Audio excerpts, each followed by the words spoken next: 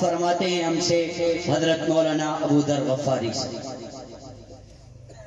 نعرہ تکبیر، تاج و تخت ختم نبوت، شہداء اسلام، شہداء ناموس رسالت، شہداء ناموس صحابہ، شہداء ناموس صحابہ، سید ابو ذر غفاری صاحب، سید ابو ذر غفاری صاحب، نعرہ تکبیر۔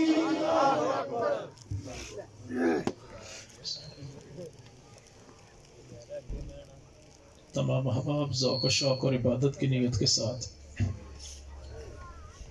آقا مدنی کریم صلی اللہ علیہ وسلم کی ذات گرامی پر بابا سے بلند و شکر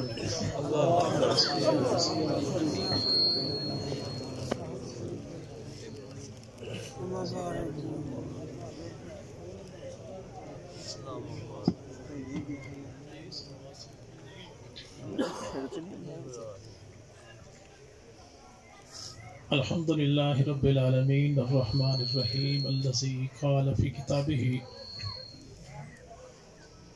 محمد رسول الله والذين معه أشداء على الكفار رحماء بينهم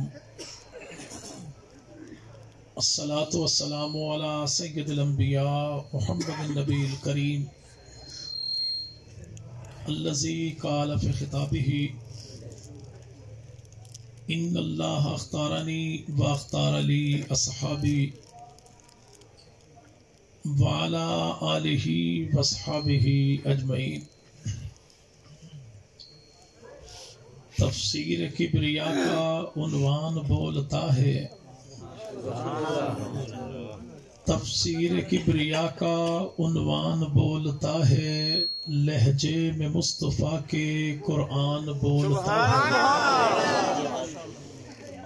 یہ عظمت بشر ہے کہ سدرا کے راستے پر خاموش ہیں فرشتے، انسان بولتا ہے۔ مومن کا دل مدینہ، عشق نبی کا زینہ، یہ وہ جگہ ہے جس میں ایمان بولتا ہے۔ اور دل میں ہزاروں جذبے کروٹ بدل رہے ہیں، دیدار مصطفیٰ کا ارمان بولتا ہے۔ انگلی اٹھی تھی جب بھی اصحاب مصطفیٰ پر، انگلی اٹھی تھی جب بھی اصحاب مصطفیٰ پر، خاموش تھے پیمبر رحمان بولتا ہے۔ انتہائی قابل صد احترام و تعظیم حضرات اکابرین علماء کرام، بزرگان ملت، شرفائے امت، نوجوان دوستو، اللہ رب العزت کا بہت بڑا کرم اور احسان ہے کہ جس خالق کائنات نے اس دور پرفتن میں ہمیں آقا مدنی کریم صلی اللہ علیہ وسلم اور آپ کی پاکیزہ آل و اصحاب کے ذکر خیر کے صدقے یہاں مل بیٹھنے کی توفیق عطا فرمائی۔ دعا فرمائیں الہ العالمین اس ذکر خیر کے صدقے ہمارے گھروں میں برکتوں کا اور ہماری نسلوں کے حق میں ہدایت کا فیصلہ فرما دے۔ ماہ ربیع الاول کی مناسبت سے ہمارے احباب نے آج کی اس مقدس محفل کا انعقاد کیا، جو تسلسل ہے عالم اسلام کے ہر ایک چھوٹے بڑے گاؤں گلی کوچے میں ان محافل کا، جنہیں اہل ایمان بڑی ہی ایمانی جانفشانی کے ساتھ منعقد کر کے محبوب پیغمبر مدنی کریم صلی اللہ علیہ وسلم کی ذات، صفات، کردار، گفتار، اعمال، اقوال، سیرت، صورت، گھرانے یارانے کا تذکرہ کر کے آقا مدنی کریم کے ساتھ اپنی ایمانی دلی وابستگی کا اعلان کرتے ہیں، اور خالق کائنات ہماری زندگی میں ہر سال ربیع الاول کو بھیج کے ہمیں اس بات کا احساس دلاتا ہے کہ امت محمدیہ لاوارث نہیں ہے۔ جیسے ہی آپ کے اس گاؤں میں پہنچے، نماز عشاء کی ادائیگی کے دوران ہی پڑوس والی مسجد سے بھی جلسے کا اعلان ہونے لگا۔ کیا ہی خوب ہوتا کہ آج دیوبندی بریلوی مل کے محبوب پیغمبر کی سیرت، نبی کی صورت، نبی کی ولادت، نبی کی رسالت کا تذکرہ کر کے دنیا کو پیغام دیتے، جب بات نبی کی ذات کی آئے، ہم کل بھی ایک تھے، ہم آج بھی ایک ہیں۔ بہرحال اگرچہ آواز جدا جدا ہو، آخری بیان شروع ہے، لیکن دل الحمدللہ ہمارا ایک ہے، اور محبوب پیغمبر کی ذات کے لیے جب بھی زمانے کو ضرورت پڑی تو ہم نبی کی ذات کا دفاع دیوبندی بن کے نہیں کریں گے، بریلوی بن کے نہیں کریں گے، اہل حدیث بن کے نہیں کریں گے، اس لیے کہ ہم دیوبندی بعد میں ہیں، بریلوی بعد میں ہیں، اہل حدیث بعد میں ہیں، محمدی پہلے ہیں، نبی کے امتی پہلے ہیں، اور انشاءاللہ امت محمدیہ کے ان تینوں مسالک میں بٹوارا کرنے والے وہ جب بھی اپنے مذموم مقاصد کو تکمیل تک پہنچانا چاہیں گے تو انہیں سوائے ناکامی نامرادی کے کچھ بھی حاصل نہیں ہوگا کہ امت محمدیہ کے افراد اعمال کے لحاظ سے بے عمل تو ہو سکتے ہیں، لیکن نبی کی محبت کے لحاظ سے مومن کبھی بغیرت نہیں ہو سکتا۔ یہی وجہ ہے کہ 1929 میں لاہور کی دھرتی پہ کٹنے والے طالب محمد لوہار کا بیٹا، جسے زمانہ غازی علم الدین کہتا ہے، سارا دن اپنے باپ کے ساتھ دکان پہ بیٹھتا، ہتھوڑا چلاتا، ٹھک ٹھک کی آواز آتی، لیکن جب کٹا نبی کی ذات پہ ہے تو آج ہمارے دلوں میں یاد بن کے اسی غازی علم الدین کی آواز دھک دھک کی آتی ہے۔ بنیادی وجہ کیا ہے کہ کٹنے والا پیغمبر کی ذات پہ وہ دیوبندی ہو تب بھی ہمارا ہیرو ہے، بریلوی ہو تب بھی ہمارا ہیرو ہے، اہل حدیث ہو تب بھی ہمارا ہیرو ہے۔ ماضی قریب میں ایک نام آپ نے سنا جسے غازی ممتاز قادری شہید رحم اللہ کے نام سے دنیا جانتی ہے۔ 1 مارچ کو جب ان کی شہادت کا واقعہ پیش آیا تو ان کی شہادت کے بعد سب سے پہلے ان کے ایصال ثواب کے لیے ختم قرآن کروانے والے کو زمانہ غازی اورنگزیب فاروقی کہتا ہے، اور میں اس بات کا عینی شاہد ہوں، چونکہ اڈیالہ جیل میں سیل نمبر 2 ہمارا تھا، سیل نمبر 1 غازی ممتاز قادری کا تھا، اور ایک ہی وہ چکی تھی جس میں مولانا فاروقی صاحب بھی موجود تھے، بندہ غریب بھی موجود تھا۔ جب ایصال ثواب کے لیے ختم قرآن ہوا تو ایک قیدی دوست نے کہا حضرت فاروقی صاحب سے، کمال کرتے ہیں، وہ بریلوی تھا، آپ نے ایصال ثواب کے لیے تقریب یہاں پر کی۔ تو حضرت فاروقی صاحب ارشاد فرمانے لگے کہ بھائی یہ نہ دیکھو کٹنے والا کون ہے، یہ دیکھو کٹا کس کے نام پر ہے۔ اس لیے نسبت جب رسول خدا کی ذات کے ساتھ ہو گئی، پھر مسلکی تفریق مٹ جاتی ہے، قومیت کی تفریق مٹ جاتی ہے، پھر پہچان ایک ہی ہے کہ نبی کا غلام ہے، ہمارا وہ امام ہے۔ وہ عزتوں عظمتوں کے مالک محبوب پیغمبر محمد عربی صلی اللہ علیہ وسلم، اسی محبوب کے ذکر خیر کی نسبت سے ہمارے احباب نے آج کی اس محفل کو منعقد کیا۔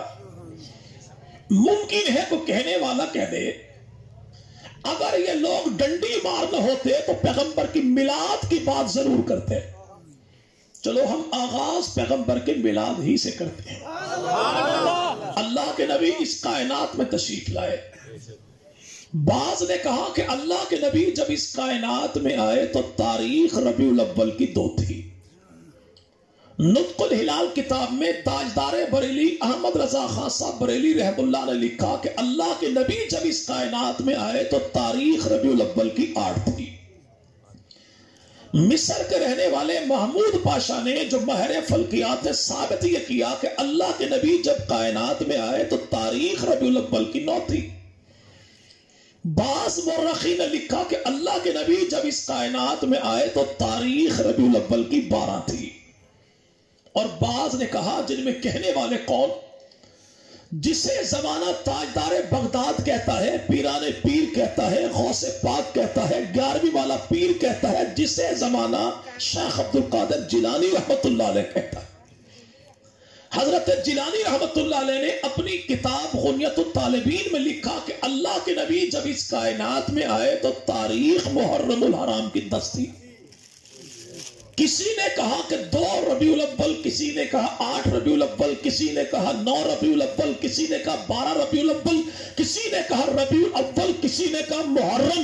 ہمارا ایمان عقیدہ یہ ہے کہ محبوب پیغمبر جب اس کائنات میں آئے، جس گود میں آئے، جس ماں کے بطن سے آئے، جس گھر کے آنگن میں آئے، ایسی شان کے ساتھ کائنات میں آیا بھی کوئی نہیں، آنا بھی کوئی نہیں، کہ رب نے ایسا بنایا بھی کوئی نہیں، رب نے ایسا بنانا بھی کوئی نہیں۔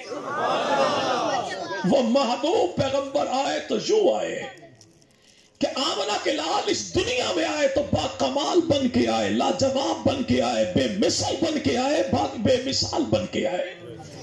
آج کو کہنے والا کہے اس محبوب پیغمبر کی میلاد کے بارے میں کیا کہتے ہو، تو مختصراً میرے بھائی گزارش یہ ہے کہ ہمارے ہاں میلاد نبی کا یہ ہے، اگر محمد نہ ہوتے تو کچھ بھی نہ ہوتا۔ اگر کوئی کہے کہ اپنے عقیدے کی وضاحت کیجئے تو میرے عقیدے کی وضاحت یہ ہے کہ اگر دنیا میں ذات محمد نہ ہوتی، خیالوں کی رنگین جنت نہ ہوتی، ستاروں کے دلکش فسانے نہ ہوتے، بہاروں کی نازک حقیقت نہ ہوتی، جبینوں پہ نور مسرت نہ کھلتا، نگاہوں میں شان مربت نہ ہوتی، گھٹاؤں کی آمد کو ساون ترستے، فضاؤں میں بہکی بغاوت نہ ہوتی، فقیروں کو عرفان ہستی نہ ملتا، عطا زاہدوں کو عبادت نہ ہوتی، مسافر سدا منزلوں پہ بھٹکتے، سفینوں کو ساحل کی قربت نہ ہوتی، پھولوں کا رنگ یہ پھیکا سے رہتا، نسیم بہارا میں نکت نہ ہوتی، خدائی کا انصاف خاموش رہتا، واللہ کسی کی شفاعت نہ ہوتی اگر دنیا میں ذات محمد نہ ہوتی۔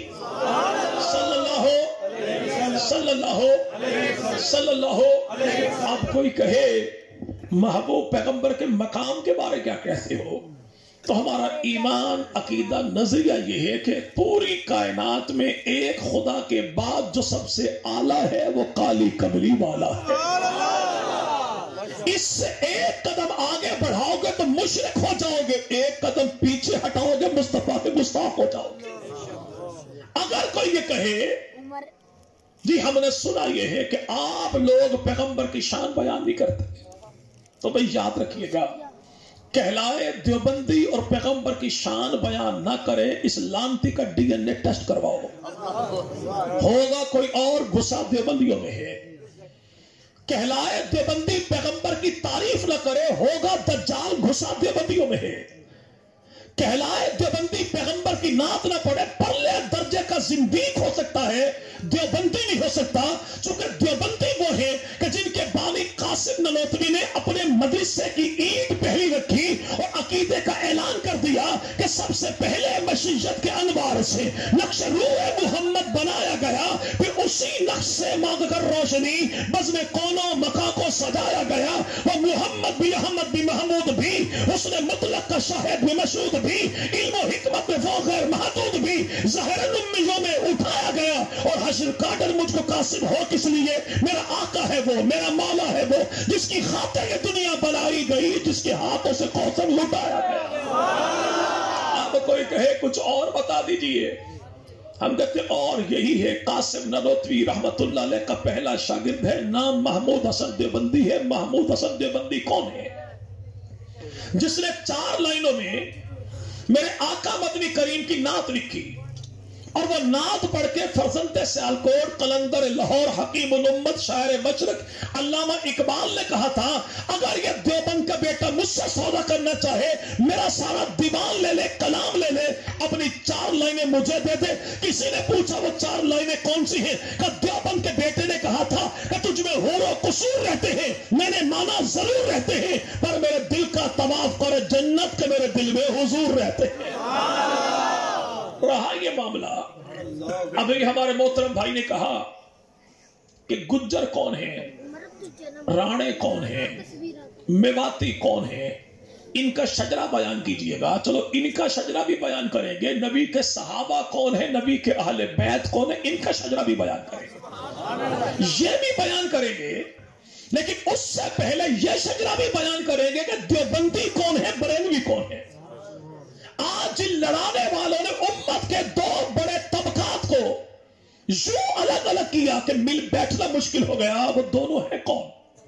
یاد رکھیے گا, دارالعلوم دیوبند کے جو بانی ہے اسے مولانا محمد قاسم نانوتوی کہتے ہیں. اور نانوتوی کون ہے؟ یہ حاجی امداد اللہ مہاجر مکی رحمت اللہ علیہ کے خلیفہ ہیں. حاجی امداد اللہ مہاجر مکی کون ہیں؟ ان کے 70 خلفاء ہیں. اور ان کے خلفاء کون ہیں؟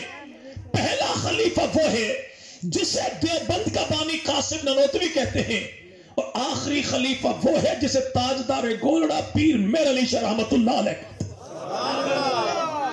یعنی یہ ایسا ہے تکبیر, تاج و تخت ختم نبوت, تاجدار ختم نبوت, پیر سید ابو ذر غفاری, پیر سید ابو ذر غفاری, امام الانبیاء مدنی کریم صلی اللہ علیہ وسلم کی امت کا ایسا ولی امداد اللہ مہاجر مکی کا دنیا بھر کے دیوبندی ان کا انکار نہیں کر سکتے کہ سارے دیوبندیوں کا دادا امداد اللہ مہاجر مکی ہے.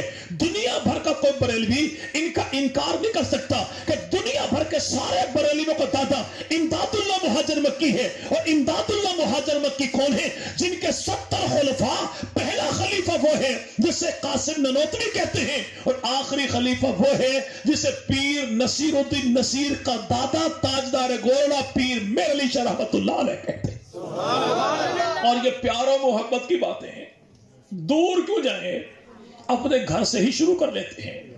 نارووال کی دھرتی ہے, سونے والا کون ہے جسے زمانہ پیر جماعت علی شاہ کہتا ہے. پیر جماعت علی شاہ رحمت اللہ علیہ کون ہے؟ جنہیں دنیا والے امیر ملت کہتے ہیں. اور امیر ملت کون ہے؟ تحریک پاکستان کے ایک ہی جلسے میں ایک ہی جگہ بیٹھ کے تقریر کرنے والے کون؟ ایک کو دیوبند کا بیٹا حضرت شبیر احمد عثمانی کہتے ہیں, دوسرے کو پیر جماعت علی شاہ کہتے ہیں. اور پیر جماعت علی شاہ رحمت اللہ علیہ نے لاہور کی دھرتی پہ کھڑے ہو کر اعلان کیا کہ میں شبیر احمد عثمانی کو اہل سنت بھی سمجھتا ہوں, اپنا بھائی بھی سمجھتا ہوں. اب کوئی کہے مولوی صاحب بڑی شاٹ مار دی, کہاں پر لکھا ہے؟ تو کل ہی چاہیے پیر جماعت علی شاہ صاحب کے دربار پہ فاتحہ بھی پڑھیے, بلندی درجات کی دعا بھی کیجئے, اور ساتھ یہ بھی پوچھئے کہ سیرت امیر ملت کتاب کس پر لکھی گئی. تو سارے دربار والے بتائیں گے یہ لکھی گئی ہے پیر جماعت علی شاہ پر. لکھی کس نے ہے؟ پیر جماعت علی شاہ کے پوتے نے.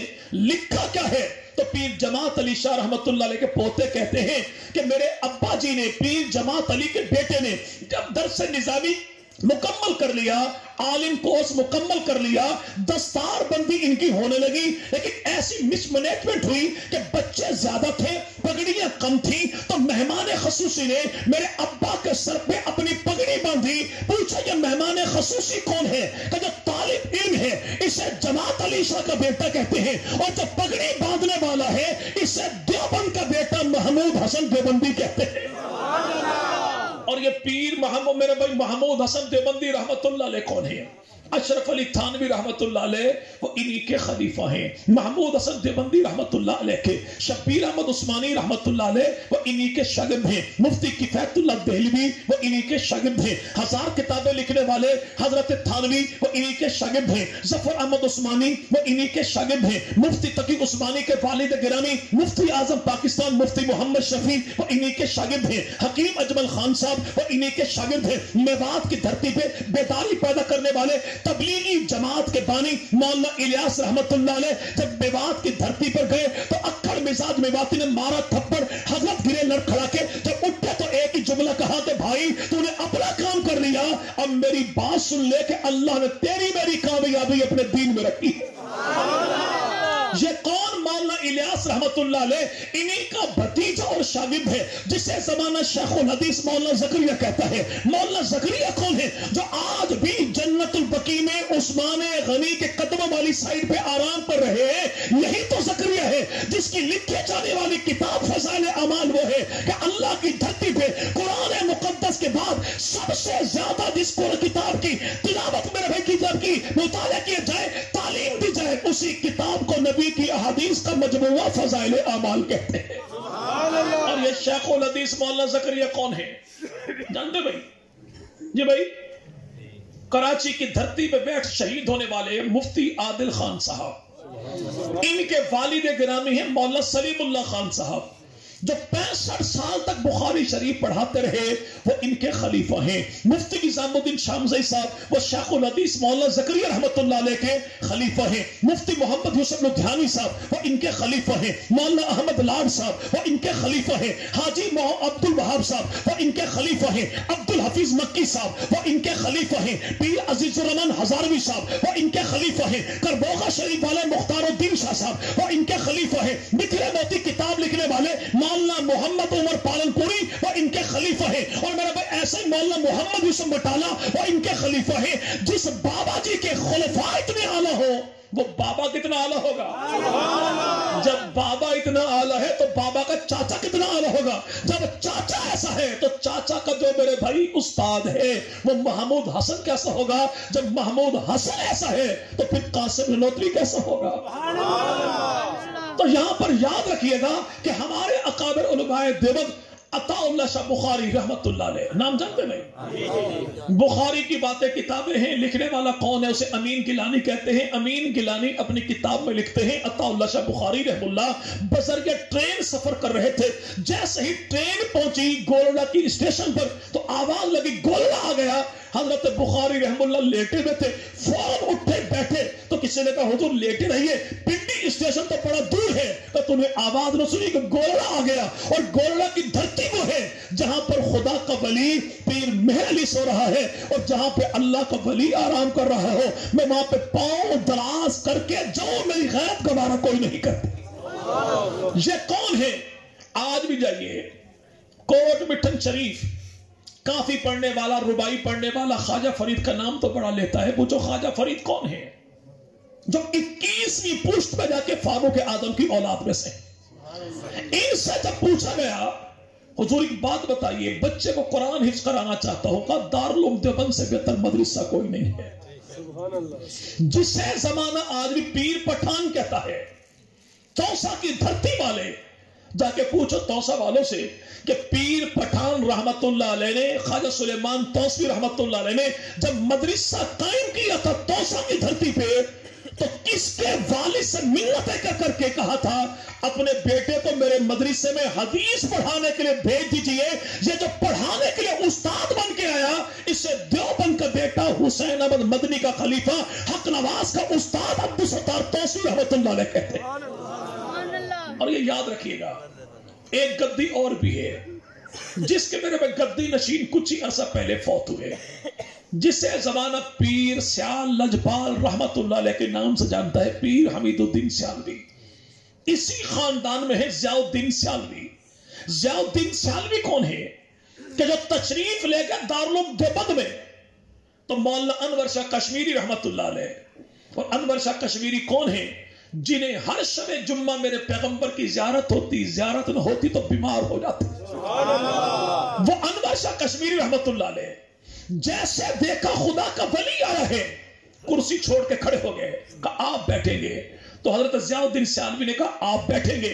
کہ میں کیوں بیٹھوں؟ کہ اس لیے کہ آپ اولاد نبی ہو۔ کہ آپ بیٹھو گے؟ کہ کیوں؟ کہ آپ اللہ کے ولی ہو۔ نہ اللہ کا ولی بیٹھے نہ اولاد نبی بیٹھے، ایک بیٹھا ادھر ایک بیٹھا ادھر، کرسی رہی خالی۔ تو حضرت انور شاہ کشمیری نے کہا تشریف لے آئے، اب حدیث کا درس دے دیجئے۔ جو 1.25 گھنٹے تک دارالعلوم دیوبند میں بیٹھ کے درس حدیث دے، واپسی اٹھے، 23 چندہ دے، ہاتھ اٹھائے، برکت کی دعا دے، اسے دارالعلوم دیوبند کہتے ہیں، اور دعا دینے والے کو پیر ضیاء الدین سیال شریف والا کہتے ہیں۔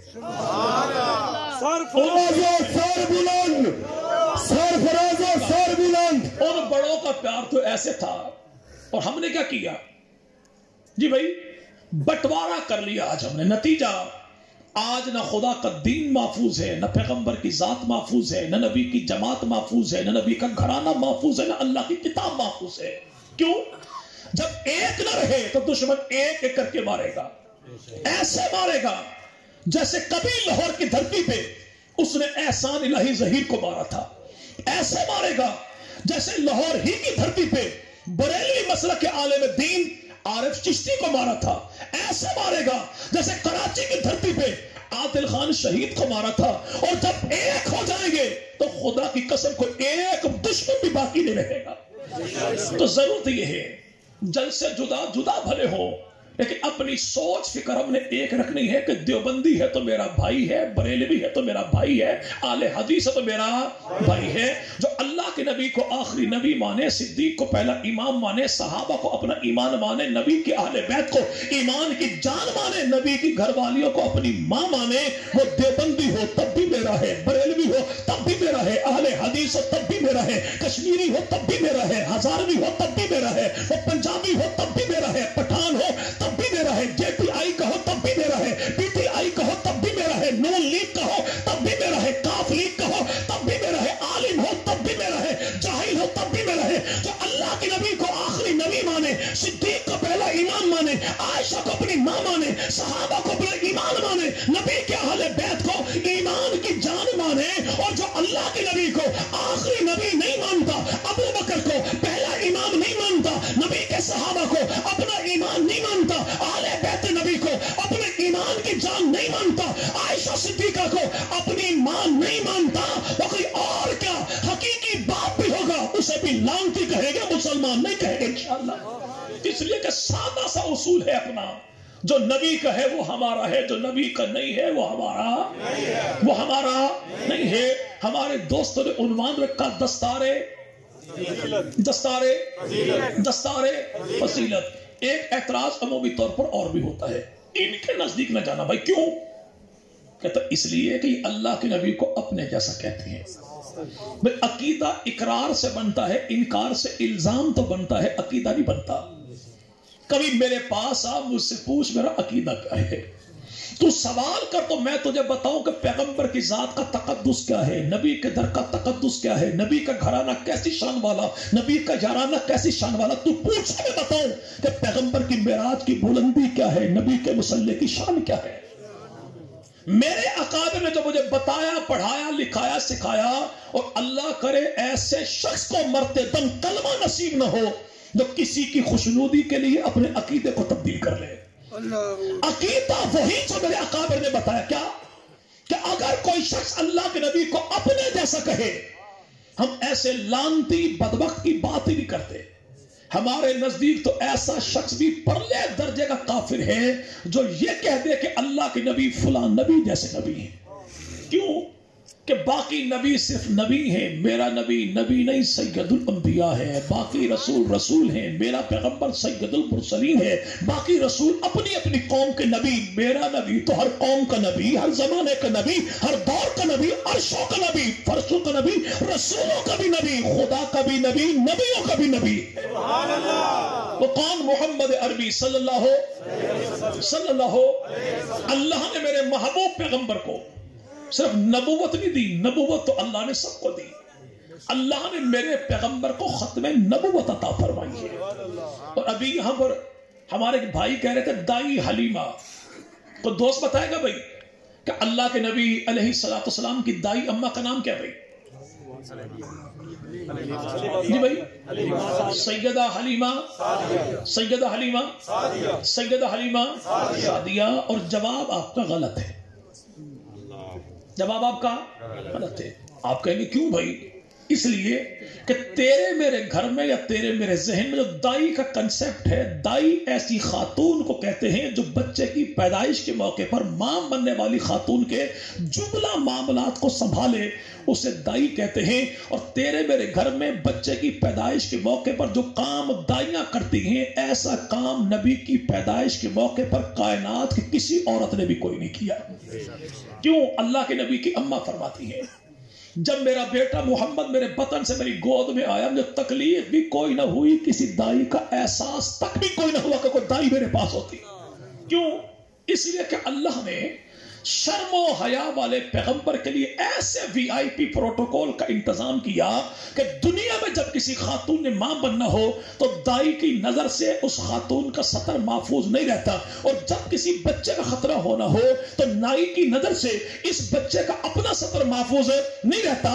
اللہ نے ایسا انتظام کیا کہ نبی دنیا میں آئے تو بغیر دائی کے, نبی کے ختنے ہوئے تو بغیر نائی کے. کہ اللہ کے نبی بغیر دائی کے آئے تاکہ نبی کی اماں کا سطر محفوظ رہے, نبی کے ختنے بغیر نائی کے ہوئے تاکہ نبی کا اپنا سطر بھی محفوظ رہے. اب یہ دائی حلیمہ دائی کیوں ہے؟ یہ تو محبوب پیغمبر کی پیدائش سے مدتوں کے بعد آئی تھی, کافی دن کے بعد آئی تھی, اور آئی جو تھی تو آمنہ کے لال مدنی کریم کا چہرہ دیکھا, نبی کے ہونٹوں کی مسکان دیکھی. دائی حلیمہ کہتی ہے چہرہ نبی کا دیکھا, اٹھی بعد میں دل پہلے قربان کر دیا. بعض کہنے والے یوں بھی کہتے ہیں یہ 360 دائیاں آئی تھی مکہ کی دھرتی پہ, کسی دائی نے میرے پیغمبر کو ہاتھ نہیں لگایا. یہ ہمارے سنی ذاکر ہیں, یہ ہمارے سنی ذاکر ہیں کہ 360 دائیاں آئی تھی لیکن نبی پاک کو انہوں نے اٹھایا کل نہیں. یہ اٹھاتی کیسے؟ ان میں سے کوئی بھی میرے پیغمبر کے میرٹ پر پوری اتری ہی کوئی نہ تھی. ان کی اوقات ہی نہ تھی کہ پیغمبر کے پاک وجود کو ہاتھ لگاتی. اللہ نے ان کو نزدیک لگنے ہی کوئی نہ دیا. وہ آئی جو سب سے پیچھے آئی, جب بڑھی تو اسی کی سواری ساری دائیوں کی سواریوں پہ دھول پھینکتی جا رہی تھی. کیوں؟ اس لیے کہ یہ دائی وہ ہے جو اس بچے کو لے کے چلی جو آئے تو خاتم الانبیاء بن جائے, چلے تو امام الانبیاء بن جاتا. جب نبی کسی سے پیچھے کوئی نہیں تو نبی کی دائی پیچھے کیسے ہوتی؟ ساری دائیوں نے کہا آمنہ تیرا شوہر کیا کرتا ہے, اس بچے کا ابو کیا کرتا ہے, دے گی کیا؟ سب کی زبان پہ ایک ہی سوال تھا, درہم کا, دینار کا, جواہر کا, لال کا. لیکن آنے والی دائی حلیمہ جو آئی کا بچہ ہے کا کہاں کا, پگوڑے میں دیکھا, اٹھایا, لے کر چل دی. اماں آمنہ نے پوچھا کہاں چل دی, پہلے طے تو کر, لے گی کیا؟ کہ کائنات کی دولت میرے پاس ہے آمنہ, مجھے تو دے گی کیا؟ ان سب کی زبانوں پر درہم و دینار تھا لیکن یہاں پہ دل میں مدینے کا تاجدار تھا. جنہوں نے پیسے مانگے ہار گئی, جنہوں نے آمنہ کے لال کو مانگا آج بھی زمانے میں نام لے تو محبت کے آنسو آنکھوں میں آج. کیوں؟ یہ نسبت ہے میرے محبوب پیغمبر مدنی کریم کی. اللہ نے باقی سب کو نبوت دی ہے لیکن میرے محبوب پیغمبر کو اللہ نے نبوت نہیں ختم نبوت دی ہے. اور خاتم کہتے کسے بھائی؟ جو پرفیکٹ ہو, با کمال ہو. بعض دفعہ ایسا ہوتا ہے بچہ پیدا ہوا, دائی نے اٹھایا اور ماں باپ سے کہا سنو مبارک ہو, اللہ نے چاند سا بیٹا تمہیں عطا کیا ہے. سال جو گزرا تو عجیب انکشاف ہوا, تالی بجاتے ہیں بچہ رسپانس کوئی نہیں دیتا, ہاتھ ہلاتے ہیں بچہ پلکے نہیں جھپکاتا, کوئی وہاں پہ میرے بھائی جھنجھنا بجاؤ کچھ بھی کرو بچے کا رسپانس کوئی نہیں. وجہ آنکھیں ہیں دکھائی نہیں دیتا, کان ہے سنائی نہیں دیتا, ہاتھ ہے پکڑائی نہیں دیتا, پاؤں ہے چل نہیں سکتا. کہ اس کا وجود تو اچھا تھا لیکن اللہ نے کئی نعمتوں سے محروم کر دیا. دنیا میں ایسے ہم نے بڑے بچے دیکھے کہ جن کا چہرہ تو بڑا حسین تھا, سر بڑا عجیب تھا, سر بڑا اچھا, ماتھا بڑا عجیب تھا, ماتھا بڑا اچھا تو آنکھیں بڑی عجیب ہیں, آنکھیں بڑی اچھی تو ناک بڑی عجیب ہے, ناک بڑی اچھی تو دانت بڑے عجیب ہیں, دانت بڑے اچھے تو ٹھوڑی بڑی عجیب ہے, ٹھوڑی بڑی اچھی, رخسار بڑے عجیب ہے, رخسار بڑے اچھے تو سینہ بڑا عجیب ہے, سینہ بڑا اچھا تو ہاتھ بڑے عجیب ہے, ہاتھ بڑے اچھے تو انگلی بڑی عجیب ہے, انگلی بڑی اچھی تو پاؤں بڑے عجیب ہے, پاؤں بڑے اچھے تو چال بڑی عجیب ہے, چال بڑی اچھی, سسرال بڑا عجیب ہے, سسرال بڑا اچھا, داماد بڑے عجیب ہے, داماد بڑے اچھے, بیٹی بڑی عجیب ہے, بیٹی بڑی اچھی, رشتہ دار بڑے عجیب ہے, رشتہ دار تو اچھے, یار بڑے عجیب ہے.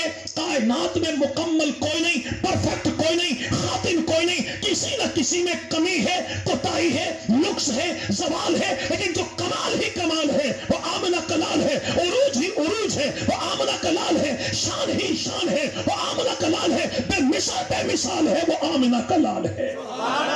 اس محبوب پیغمبر کا خاندان دیکھو، گھرانہ دیکھو، یارانہ دیکھو، جلوت دیکھو، خلوت دیکھو، خان کی زندگی دیکھو، معاشرتی زندگی دیکھو، نبی پاک کی معیشت دیکھو، معاشرت دیکھو، غار دیکھو، یار دیکھو، سسرال دیکھو، داماد دیکھو، بیٹی دیکھو، بیوی دیکھو، جسے دیکھو گے نبی پاک مدنی کریم کے غلام بھی اعلیٰ ہے، نبی پاک کا نام بھی اعلیٰ ہے۔ اللہ نے جس پہ میرے بھائی حسن تخلیق کا خاتمہ کر دیا اسے آمنہ کلال محمد عربی کہتے ہیں۔ عنوان ساتھ رکھا ہمارے دوستوں نے گواہان ختم نبوت، اور وہ گواہ کون ہے؟ ختم نبوت کے معنی کیا ہے کہ اللہ نے اپنے بندے کو جو دینا تھا صدقے محمد عربی کا دے دیا، اور اللہ نے بندے سے جو کہنا تھا وہ صدقے قرآن کے اللہ نے سب کچھ کہہ دیا۔ یعنی آخری نبی جو آیا تو آخری دین لے کر آیا، اس کے بعد نبی بھی کوئی نہیں، دین بھی کوئی نہیں، شریعت بھی کوئی نہیں۔ تو عقل یہ تقاضا کرتی ہے کہ جو آخری نبی آئے وہ قیامت تک کے انسان کے لیے جامع ترین دستور زندگی لے کر آئے، جو آج بھی قابل عمل ہو اور بعد میں بھی قابل عمل ہو۔ اگر یہ دین کسی انسان کا بنایا ہوا ہوتا تو نتیجہ بھائی میمن مانتے تو باڑی نہ مانتے بھائی۔ کیوں بھائی؟ اس لیے کہ جناب عیسیٰ علیہ السلام کی زندگی میں ایسا تھا، اگر کوئی تھپڑ مارے ایک سائڈ پہ دوسری سائڈ سامنے کر لیا بھائی تو ایک اور مار لے بھائی۔ اگر ایسا معاملہ ہوتا تو یاد رکھیں یہ گجر، یہ راجپوت، یہ میواتی، یہ رانے کبھی کہتے بھائی ہماری تو توبہ بھائی ایسا دین سوئی کہ جہاں پہ ڈنڈ جھیلنا ہی مار کھانی بھائی دین ہوئے، ہم تو سب دین نہ مانے بھائی۔ لیکن اگر میرے بھائی دوسرا معاملہ ہوتا جناب موسیٰ علیہ السلام والا کہ اگر کوئی ایک مارے تو جما کے مار دیجیے، اگر ایسا معاملہ ہوتا تو یقین مانے کہ رائے ونڈ والا کوئی تبلیغی دین قبول نہ کرتا، میمن بھائی کراچی والے دین قبول نہ کرتے۔ کیوں بھائی؟ ان کی فطرت میں لڑنا تو کوئی نہیں، معاف کرنا ہے۔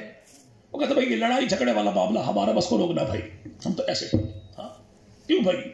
لیکن اللہ نے دین محمدی کا جامع ترین دین دیا، اور میں اگر کوئی مارے بدلہ لینا چاہو تو تھپڑ کا بدلہ ایک تھپڑ مار کے لے سکتے ہو، دو مارو گے تو ظالم بن جاؤ گے۔ یہ اخلاق حسنہ ہے، اخلاق کریمہ یہ ہے کہ کوئی مارے تو آپ اسے معاف کر دو۔ اللہ نے یہ درجہ بھی دین محمدی والوں کا عطا کیا۔ اخلاق عظیمہ یہ ہے کہ جو مارے اسے معاف بھی کر دو، پلے سے کچھ اسے عطا بھی کر دو۔ یہ درجہ بھی اللہ نے امت محمدیہ کو عطا کیا، یعنی وہاں پر یا مارنا ہے یا جھیلنا ہے۔ اللہ نے دین محمدی کو ایسا نظام زندگی دیا جو ہر ایک کے لیے قابل قبول ہے۔ یہ رہنے والا ہند کا ہو، سندھ کا ہو، سکر کا ہو، بکر کا ہو، خانے بال کا ہو، ملک بال کا ہو، دنیا کے جس خطے کا ہو، وہ یہ نہیں کہہ سکتا کہ بھئی دین کے فلاں مسئلے پہ مجھے عمل کرنا مشکل ہے۔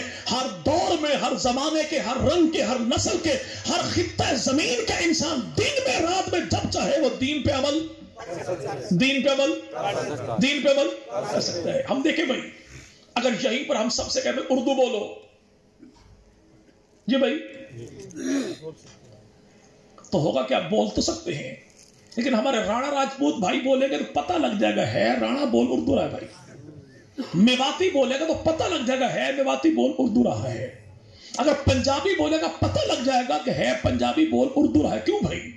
کہ لہجے یہاں پہ ہماری زبانوں پہ اثر انداز ہوتے ہیں، لیکن انہی افراد میں سے آپ ایک ایک قاری اٹھا لیں، ایک گجر ہو، میواتی ہو، راجپوت ہو، پنجابی ہو، پٹھان ہو، اور سب سے کہیے پڑھو ایک ساتھ قرآن، تو آپ پہچان نہیں سکتے یہ کون ہے جو قرآن پڑھ رہا ہے۔ کہ اللہ کی کتاب ایسی ہے جو ہر دور کے ہر انسان کی زبان پہ جامع ترین ہے، اسے اللہ کی کتاب کہتے ہیں۔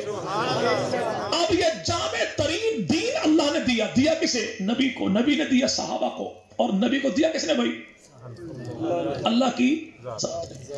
اللہ نے جب دین دیا تو اللہ نے کچھ بچایا نہیں، اللہ نے کچھ، اور نبی نے دین دیا تو نبی نے کچھ چھپایا نہیں، اور صحابہ نے دین دیا تو صحابہ نے دین میں سے کچھ گھٹایا نہیں۔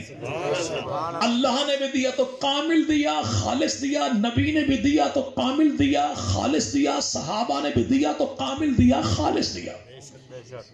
اگر ہمارا شکر گڑھ میں ناروال میں کوئی عزیز بیٹا بھائی دوست پڑھتا ہو، ہم کریں گے کیا؟ ممکن ہے کبھی اما جی کہہ دے، دادی کہہ دے بھائی چلو آدھا کلو مکھن شاپر میں ڈال کے بچے کو بھیج دو، ساگ کا موسم کھا تو لے گا کم از کم۔ ہم کیا کریں گے بھائی؟ سبزی والے 2 شاپر خالی کریں گے، مکھن اس میں ڈالیں گے، دھاگا باندھیں گے، کسی ویگن والے کو، رکشے والے کو پکڑا دیں گے، بھائی پھاٹک میں بچہ ملے گا اس کے حوالے کر دیجئے گا۔ گاڑی کا نمبر کوئی نوٹ نہیں کرتا، ڈرائیور کا نام پتہ کوئی نہیں پتا، چلو بھائی گاڑی جائے گی پہنچ جائے گی۔ لیکن اگر یہی گھی ہو 10 کلو، پہنچانا کراچی ہو، بندہ بڑا عزیز قریبی رشتہ دار ہو، تو پھر پلاسٹک کا شاپر نہیں، پلاسٹک کا ڈبہ بھی استعمال نہیں کرتے۔ ڈبہ بھی سلور کا ہوگا، اسٹیل کا ہوگا، ڈبہ بند کرنے سے پہلے پھر شاپر ڈالیں گے، پھر ڈھکن کو بند کریں گے، پھر کسی ایرے غیرے کے ہاتھ پکڑاتے بھی کوئی نہیں۔ چلو بھائی دیکھو 2-4 گاؤں میں کوئی بندہ ہے کراچی جانے والا، نہیں ملا تو ہم میرا بھائی نارووال پہنچ جائیں گے، کوئی جاتا ہوگا تو لاہور پہنچ جائیں گے، بھائی وہاں پہ کارگو کروا دینا ڈرائیور کے اوپر۔ پوچھے بندہ خیر ہے بھائی اس پہ 10 کلو گھی پہ 1000-1500 خرچہ کیوں کرتا ہے؟ تو جواب کیا ملے گا؟ چیز بڑی قیمتی ہے، بندہ بڑا پیارا ہے، اور سفر بڑا دور کا ہے۔ میں چاہتا ہی ہوں خرچہ بھلے ہو جائے لیکن یہ اس بندے تک پہنچے تو کامل بھی پہنچے، خالص بھی پہنچے، اس میں سے کچھ نکالے بھی نہیں، ملائے بھی نہیں، کھائے بھی نہیں۔ اس لیے پیکنگ بھی اعلیٰ، کارگو بھی اعلیٰ۔ اب قیامت تک کا وہ دور ہے، اس سے لمبا سفر کوئی نہیں، انسان سے زیادہ اللہ کو عزیز کوئی نہیں، اور دین سے زیادہ اللہ کے نزدیک قیمتی کوئی نہیں۔ تو اس خالق کائنات نے قیامت تک کے انسانوں کے لیے دین کو پہنچانے کے لیے 2 بہترین انتظام کیے۔ کون سے؟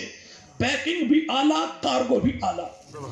جو دین کی پیکنگ ہے اسے اللہ کی کتاب کہتے ہیں، جو کارگو سروس ہے اسے محمد کی جماعت کہتے ہیں۔ کتاب پہ بھی تنقید حرام، جماعت پہ بھی تنقید حرام۔ وہ محفوظ ہے، یہ مغفور ہے، یہ اللہ کا کلام ہے، یہ نبی کے غلام ہے، یہ اللہ کے بھیجے ہوئے، تو یہ بھی تو خدا کے چنے ہوئے ہیں۔ اور چنے ہوئے کیسے؟ خود محبوب مدنی کریم فرمائے ان اللہ اختارنی واختار لی اصحابی۔ آج جو کہنا بھائی میں تو سین نہ ہوں، بھائی میں تو آسو شین ہوں، بھائی کیوں بھائی میں تو غاصب ہوں، بھائی انہیں قبضہ کر لیا بھائی خلافت پہ۔ آج جو کہے آبا و اجداد کا دین کو چھوڑ دئیے کہہ کے کہ میں نبی کے صحابہ کو نہیں مانتا، بھائی کیوں؟ انہوں نے سیدنا علی کا حق غصب کر لیا تھا۔ سبحان اللہ، تیری عقل پہ بندہ ماتم کرے اور وہ بھی ڈھول بجا کے تیری عقل پہ کہ حق اس کا غصب کر لیا جسے شیر خدا کہتا ہے، حق اس کا غصب کر لیا جسے مشکل کشا کہتا ہے، حق اس کا غصب کر لیا جسے اللہ نے آسمانوں سے ذوالفقار تلوار عطا کر دی تھی۔ جو اپنا حق نہ بچا سکا تیری مدد کرنے یا کنجروڑ کے علاقے میں آئے گا، جو اپنے گھر کو نہ بچا سکا وہ خیرت چودھری صاحب تیرے ڈیرے پہ آئے گا۔ عقل کو اگر ہاتھ مارتا تو یاد رکھے پیغمبر کے صحابہ کے در کو کبھی بھی کوئی نہ چھوڑتا۔ ہم اس مثال کو یوں سمجھیں کہ اللہ رب العزت کے محبوب پیغمبر کہے کہ اللہ نے اپنے لیے مجھ محمد کو چنا، میرے لیے میرے یاروں کو چنا، میرے لیے میرے ہمارا بندہ کوئی لاہور سے ہے، کراچی سے ہے، کچھ نہ لے کر ہے، کبھی کبھی ایسا بھی ہوگا چلو ظفر وال چوک سے 250-300 روپے کی ریموٹ والی گاڑی ہی خرید لے، کیوں؟ گھر میں بچہ جو موجود ہے کیا کہے گا ابا کیا لے کر آیا؟ اب جب ایک گاڑی لے کر آئے گلی میں، محلے میں، دیہات میں، گاؤں میں، تو ہوتا کیا ہے؟ بچہ گاڑی اٹھا کے چھپا کے اسے پیٹی میں بند کر کے تالا نہیں لگاتا، بلکہ فوری طور پیکنگ پھاڑے گا، ریپر پھاڑے گا، گاڑی نکالے گا، سیل ڈالے گا، ریموٹ پکڑے گا، گلی محلے میں آ کے ایک ہی آواز لگائے گا، آؤ گاڑی تم دکھاؤ میرے ابو کہاں لائے ہو بھائی، آؤ سنگیو بیلیو تنو وکھاوا میرے ابا جی کی لے کے آئے۔ اب جب ایک گاڑی چلائے نا تو بعض لوگ بیچارے ہوتے ہیں بغضی طبیعت کے مالک، جو اندر سے سڑ سڑ کے ہمارے بھائی ہماؤ ساؤنڈ سینٹر والے کی اس ڈبے کی طرح ہو جاتے ہیں۔ تو کرتے کیا بھائی وہ؟ جی بھائی یہ بچہ گاڑی چلائے نا تو ان کی زبان پہ پہلا جملہ آئے گا، یہ چس نہیں آئی کہ ہارن تے بجدا ہی کوئی نہیں، لیٹا تے جلدی ہے کوئی نہیں، ریموٹ تے کام کردا ہی کوئی نہیں، تے گڈی تے بیک مار دی کوئی نہیں۔ یہ اعتراضات کیوں ہیں؟ چونکہ دشمنی مالک سے ہے، نکالتا گاڑی پر ہے، نکالتا۔ جب یہ اعتراض کرنے والا یہ اعتراض کرے تو یہاں پر بچہ کو لمبا چوڑا فلسفہ بیان نہیں کرتا کہ بھائی یہ میڈ ان جاپان ہے، میڈ ان تائیوان ہے، میڈ ان ترکی ہے، میڈ ان چائنا ہے، میڈ ان پاکستان ہے، میڈ ان فرانس ہے. وہ ایک ہی آواز دیتا ہے، اوے بکواس بند کر، تجھے پتہ ہے لے کر کون آیا ہے؟ جو میرے لیے تحفہ لے کر آیا اسے میرا اب کہتے ہیں. اللہ کے نبی فرمائے میرے صحابہ کا جب بھی تذکرہ کرنا خیر سے کرنا، میرے یاروں پہ تبرہ نہ کرنا، بکواس بند کرو. جانتے ہو کہ یہ صحابہ مجھے دیے کس نے؟ جس نے صحابہ چن چن کے دیے اسے محمد کا رب کہتے. جب باپ اولاد سے 2 نمبری نہیں کرتا تو کب وہ اللہ اس محبوب سے 2 نمبر یار کیسے دیتا جس کے لیے پوری کائنات کو سجایا ہے. اب اللہ رب العزت کے محبوب پیغمبر نے گواہ خود بنایا. ہم نہیں کہتے گواہ ہیں، نبی نے کہا یہ گواہ ہیں. کب کہا؟ ابھی ہمارے محترم بھائی بزرگ یہاں پر ہیں جو رائے گڑھ اجتماع سے آئے کہ گئے ہوں گے. چلو بھائی ان کی نہیں تو سبز پگڑی والے بابا الیاس قادری، اللہ ان کی زندگی دراز کرے. بابا الیاس قادری اللہ زندگی دراز کرے. اعلان کیا کہ ملک پاکستان میں 22 مسجدوں کا نام فیضان امیر معاویہ رکھوں گا. کئی لوگوں کی گز گز بھر لمبی زبانیں جو نکلی تو بابا نے اعلان کیا کہ 22 نہیں 122 کا نام رکھوں گا. جب کچھ نے اور اعتراض کیا تو بابا جی نے اعلان کر دیا کہ اللہ نے مجھے پوتا دیا ہے، پوتے کا نام ابو الحسین رضا معاویہ قادری رکھوں گا. معاویہ نام بابا جی نے کیا رکھا؟ لگتا یوں ہے کہ ڈی این اے ٹیسٹ لے لیا. سبحان اللہ. ایمان والے کون ہیں، بے ایمان کون ہیں؟ جو صدیوں کی چھپی ہوئی رافضیت کو نچوڑ ڈالے اسی کو نام ہے معاویہ کہتے ہیں، اسی کو نام ہے. اب ہوا کیا؟ ہم کہتے ہیں جب بابا الیاس قادری ہی سے پوچھ لو کہ اللہ کے نبی نے جو آخری خطبہ حج دیا تھا کیا فرمایا تھا؟ تو آمنہ کے لال نے فرمایا میرے صحابہ میں نے دین تمہارے تک پہنچا دیا. تو صحابہ نے کیا کہا؟ بھائی اللہ کے نبی پہنچایا نہیں، پہنچانے کا حق ادا کر. تو اللہ کے نبی نے فرمایا سنو اب قیامت تک کے انسانوں تک یہ دین پہنچانا تمہاری ذمہ داری ہے. اللہ کے نبی نے 2 اعلان کیا. کیا بھائی؟ کہ میں نے دین پہنچا دیا. تو گواہ کون؟ اللہ. صحابہ. امت میں سے کوئی شخص نبی کو پکڑ سکتا ہے، روک سکتا ہے، ٹوک سکتا ہے، اعتراض کر سکتا ہے کہ آپ نے دین کیوں نہیں پہنچایا؟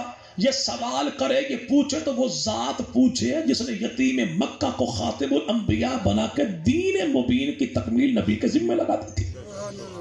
اب نبی پاک صلی اللہ علیہ وسلم نے دین پہنچایا، اور اگر نبی چاہتے تو کہہ دیتے مولا تجھ سے بہتر کون جانتا ہے، میں نے دین تیرا یوں پہنچایا کہ میرے پیٹ پر 2 پتھر مت دے، میں نے تیرے دین کو نہیں روکا. بیٹی میری زینب شہید ہو گئی، میں نے دین کو نہیں روکا. میری بیٹی فاطمہ کے چہرے پر ابو جہل نے تماچے مارے، مولا تجھ سے بہتر کون جانتا ہے کہ کافروں کے تماچے میں نے بیٹی کے چہرے پر برداشت کیے لیکن تیرے دین کو قربان نہیں ہونے دیا. باپ جیسے چچا امیر حمزہ کی لاش کے ٹکڑے اٹھائے، 70 صحابہ کی لاشوں کے ٹکڑے ایک دن میں اٹھائے میرے مولا، اور میں نے تو یار بھی بغیر کفن کا دفن کیے. میں نے تیرے دین کو قربان نہیں کیا. اب تم مجھ سے پوچھتا دین پہنچایا نہیں پہنچایا، میں نہیں بولتا، ان سے پوچھ جن کو چن چن کے تو نے محمد کا ساتھی بنا دیا تھا. یہ تجھے گواہی دیں گے میں نے دین پہنچایا کہ نہیں پہنچایا. آج کو کہے مولوی صاحب ایسے نہ چھوڑیے، بڑے بڑے ہم نے یہاں پہ اپنی عدالتوں میں دیکھے بندہ 500 روپے دینا تو 6 گواہ مل جاتے قسم اٹھانے والے. تیری بات بھائی سچی ہے، اس لیے کہ جھوٹے کو گواہ جھوٹے ہی ملتے ہیں. فراڈی ہمیشہ فراڈی گواہ ڈھونڈتا ہے، دھوکے باز کو ڈھونڈتا ہے. اور کائنات میں جیسا سچا میرے نبی جیسا کوئی نہیں، تو نبی نے بھی گواہ وہ ڈھونڈے جن جیسا امتوں میں سچا کوئی نہیں. اور جھوٹے گواہ وہاں تو پیش کیے جا سکتے ہیں جہاں پر کرسی پر بیٹھنے والا تیرے میرا جیسا ہو. ہم اسے بتائیں حاجی جی بھائی، وہ کہے گا ہاں جی حاجی. ہم کہیں نمازی، وہ کہا جی بالکل آپ نے کہا نمازی نمازی ہوگا. یعنی آپ دھوکہ دیں، سچ کہیں، جھوٹ کہیں، وہ تیرے میرا جیسا بندہ ہے، مخلوق ہے، تیرے میرے کہے پہ اعتبار کر لے گا. لیکن یہ اللہ وہ ہے جو انسان کے ظاہر کو نہیں باطن کو دیکھتا ہے، عمل کو نہیں نیت کو دیکھتا ہے. اگر گواہ جھوٹے ہوتے جی بھائی، جج کے سامنے جھوٹا گواہ پیش کر دیا جائے، نتیجہ جی بھائی، گواہ بھی اندر، گواہ پیش کرنے والا بھی اندر، کیس الٹا گلے پڑ جائے کہ گواہی جھوٹا تو نے پیش کیوں کی؟ اگر یہ گواہ جھوٹے ہوتے نا تو اللہ کہہ دیتا محبوب تیرے شایان شان نہیں ہے، تو نے جھوٹے گواہ میری بارگاہ میں پیش کیے، میں تو ان کے دل کی نیتوں کو جانتا ہوں۔ گواہ مصطفیٰ نے پیش کیے، خدا نے قبول کیے، زمانے کو بتا دیا کہ اصحاب رسول وہ ہیں جن کی صداقت میں مصطفیٰ کو بھی اعتبار ہے، خدا کو بھی اعتبار ہے۔ اور جب عدالت میں گواہی ہو تو کیا ہوتا ہے بھائی؟ جج کہتا ہے قرآن پہ ہاتھ رکھ کے بتا تو سچا ہے، یہی ہوتا نا بھائی۔ میں قرآن کو حاضر ناظر جان کر یہ حلف اٹھاتا ہوں، جو کہوں گا سچ کہوں گا، سچ کے علاوہ کچھ نہیں کہوں گا۔ اگر میں جھوٹ بولوں تو مجھ پہ لعنت خدا کی برسے، یہ کہہ کے پھر گواہی دی جائے۔ لیکن جو مصطفیٰ کے گواہ ہیں ان سے اللہ نے قرآن نہیں اٹھوایا بلکہ قرآن میں خود بتا دیا ان جیسے سچے کوئی نہیں ہے۔ وہاں پہ دنیا بھر میں جج کہے قسم اٹھا، یہاں اللہ قسم اٹھا کر کہے قسم ہے مجھے اپنی کبریائی کی، نبی کے یار تو یار ہیں، ان کے گھوڑوں کے سموں سے اٹھنے والی مٹی وہ بھی اللہ کے ہاں مقدس ہے۔ یہاں دنیا بھر میں تو گواہ پیش کرے تو زمانہ جانچ پرکھ کرتا ہے، سچا ہے جھوٹا ہے، لیکن مصطفیٰ کے گواہ وہ اللہ نے خود اعلان کیا، میں نے ان کے ظاہر کو نہیں دیکھا، ان کے دلوں کو جھانک جھانک کے دیکھا، سارے کے سارے سچے۔ اور مصطفیٰ کریم نے دوسرا اعلان کون سا کیا؟ اور اب یہ دین اگلوں تک پہنچانا تمہاری ایسے نا بھائی۔ آج کسی ملنگ کی اماں کا نوکیا 3310 موبائل خراب ہو جائے، وہ کسی اجنبی کو، دھوکے باز کو، چرسی کو، بھنگی کو، پوڈری کو وہ موبائل نہیں دیتا، بھائی جا وہاں سے شہر سے ٹھیک کروا کے لے آ۔ کیوں؟ ممکن ہے بھنگی بیچ کھا، کیا